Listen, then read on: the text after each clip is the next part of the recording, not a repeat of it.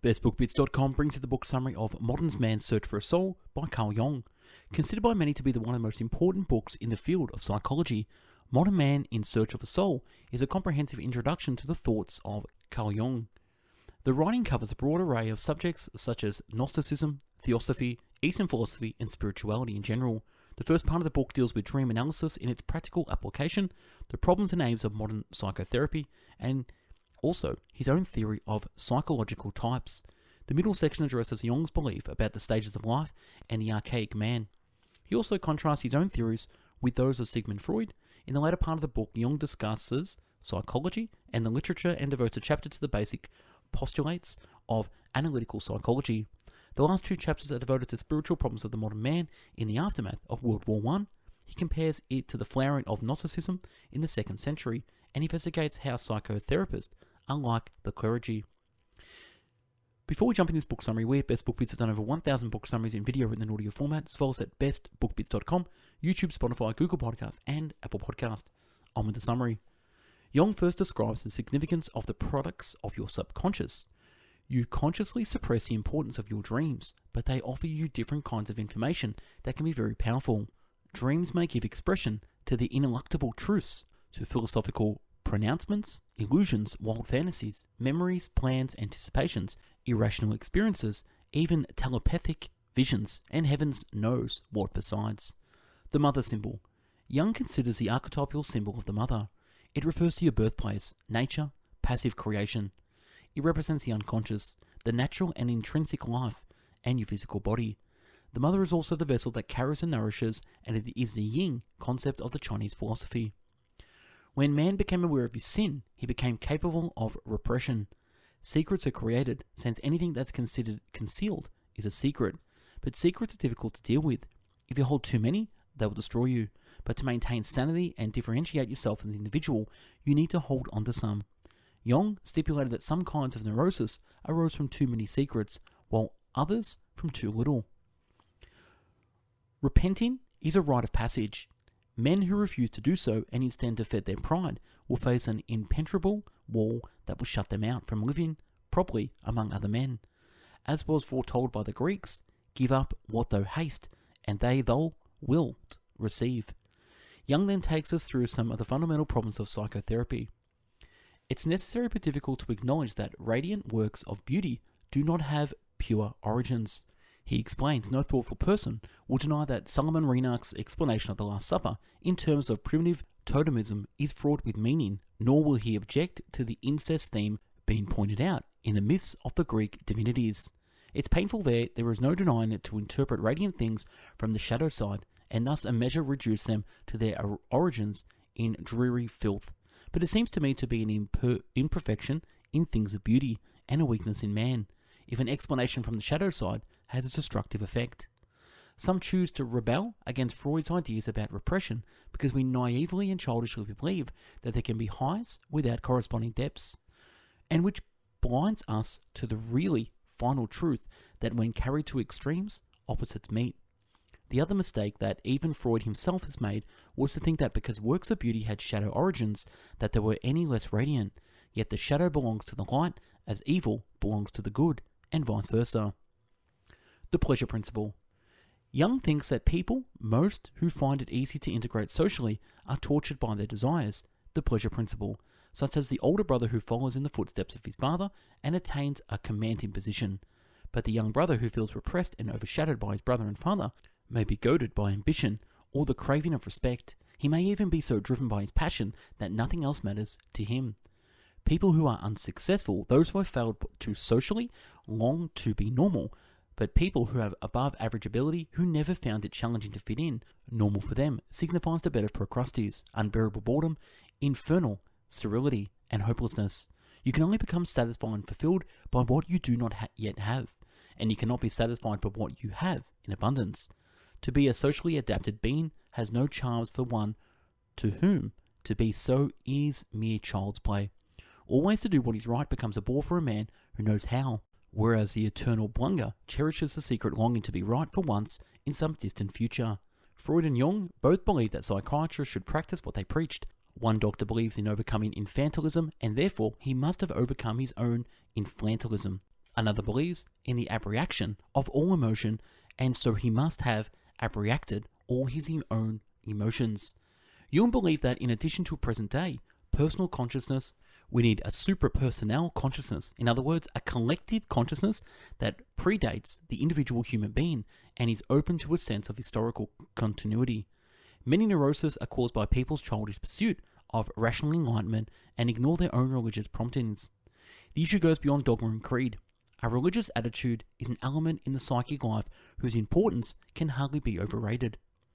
Jung emphasized the importance of thinking about life in stages. When you were young, it's important to learn the necessary skills that will allow you to become socially useful. Since you haven't achieved anything yet, it is important for you to shape your conscious ego as well as you can. It's unlikely to feel anything that is active within yourself that is different from your will. You must feel that you are a man of will and get rid of everything else within yourself, or think of it as succumbing to your will. You will not be able to socially integrate properly without convincing yourself of this illusion. According to Jung, achievement is a good surrogate goal, but it is limited. When you are young, it's useful to focus on achievement, then to wander around contemplating complex metaphysical ideas, but ultimately, achievement will be unable to provide you with something you crave more deeply. Your achievements may be our lodestars in the adventure of extending and solidifying our psychic existence. They may help us in striking our roots in the world, but they cannot guide us in the development of that wider consciousness to which we give the name of culture. As you get older, a deeper spiritual understanding becomes necessary. You don't need to educate your conscious will. You don't care about being socially useful anymore. You are now more interested in investigating the meaning of your life, and it would be possible to do so by learning to experience your own inner being. To the psychotherapist, an old man who cannot bid farewell to life appears as feeble and sickly as a young man who is unable to embrace it. Jung relates passing through stages to the story of Adam and Eve. The symbolic fall of man in the Bible, the birthplace of tragedy for man, is marked by the escape from his primitive unconscious state to a conscious one. And similarly, human beings, when going through different stages of life, will have made the transition from unconscious, joyful youth to conscious, guilt-ridden adults. The necessity of difficulty. Every one of us gladly turns away from his problems. If possible, they must not be mentioned, or better still, their existence denied. We wish to make our lives simple, certain and smooth, and for that reason, problems are taboo. We choose to have certainties and no doubts, results and no experiments, without even seeing that certainties can arise only through doubt and results through experiment. Jung emphasizes the importance of challenging ourselves and encountering the unknown. One of his observations is that people who have had struggle for their existence do not seem to have psychological problems. They are much more common in those who have had a comfortable upbringing, and such problems do not seem to be detectable externally, as it is possible to excel in the external world and yet experience a strained inner life. These problems may relate to sex or inferiority complexes. However, Jung emphasizes that these complexes need not to be so destructive. While they do represent inferiority, they do not necessarily indicate inferiority. They only point to an unresolved conflict, but can be the stimulus you need to exert greater effort and potentially achieve more than you would have otherwise. In that sense, you wouldn't want to do away with complexes. If people didn't have them, psychic life would come down to a fatal standstill. Complexes indicate the unresolved problems of the individual, the point at which he has suffered a defeat, at least for the time being, and where there is something he cannot evade or overcome his weak spots in every sense of the word.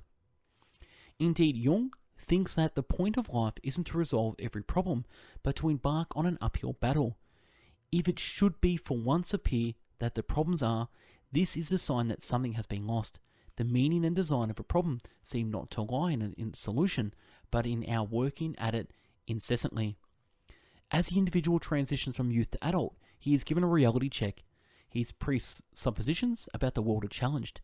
If the individual is sufficiently well prepared, the transition to a professional career may take place smoothly, but if he clings to the illusions that contradict the reality, then problems will surely arise. The individual may have unrealistic expectations of the future and a radical underestimation of the difficulties he will face. It may be the case that people who have been given this reality check early in life by being raised in harsh circumstances are more likely to circumvent delayed disillusionment.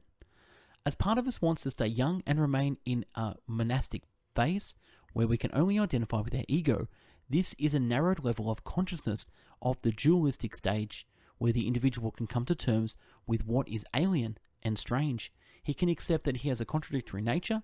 He's also I.